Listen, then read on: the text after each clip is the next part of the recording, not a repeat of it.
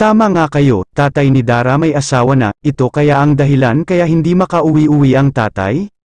Malalaman na natin mamaya mga kalingap, isang mapagpalang araw sa ating lahat mga kalingap, sanay hindi nyo po makalimutan na mag-like sa video na ito. At maraming salamat po mga kalingap sa pagpatuloy na pagsuporta lalo na kay Kalingap Rab. Sobrang excited na si Bea na matatapos na ang kanilang bahay mga kalingap. Sa sobrang excited nito ay palagi itong tumitingin sa kanilang bahay na ginagawa ng mga kalingap carpenters. Napakapalad nila dahil sa pamamagitan ni Kalingap Rab ay nagkakaroon na sila ng maayos na bahay.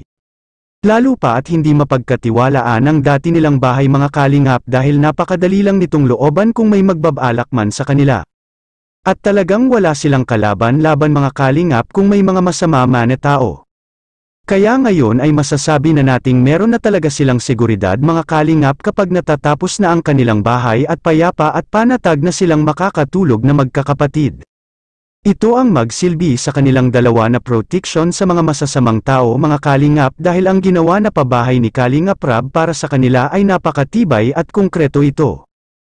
Samantala ang tatay ni Dara bakit kaya hindi man lang nakuhang dalawin o bisitahin ang kanyang mga anak?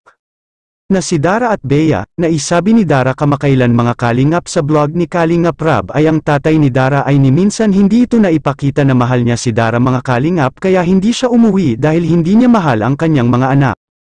At aminado si Dara na hindi niya ito nararamdaman sa kanyang ama na pinapahalagahan sila kaya nagsusumikap na lang si Dara para sa kanyang bunsong kapatid at ibinigay niya ang pagmamahal ng ina at ama kay Bea. Kaya hindi talaga pangkaraniwang ang ginagawa ni Dara mga kalingap sa murang edad nito ay napakatanda na kung mag-isip. Dahil sila lang kasi ang nagsusumikap upang makapagpatuloy sa buhay. Samantala may nakuha tayong impormasyon mga kalingap na isa din sa dahilan ng tatay ni Dara kaya hindi niya inuwi ang kanyang mga anak dahil meron na din itong pamilya doon sa Leyte. Kaya pinigilan itong tatay ni Dara para hindi makauwi sa kanila. Dahil nagbalak na iTone umuwi sana mga kalingap na isabi ni Dara na sa kafiestahan sana uuwi ang kanyang ama, at napaluha pa niya ito nang tumawag sa kanyang anak na si Dara, nakukonsensya ang tatay nila Dara mga kalingap dahil hindi niya naibigay ang tunay na pagmamahal kina Dara, at doon siya nanirahan sa kanyang ibang pamilya.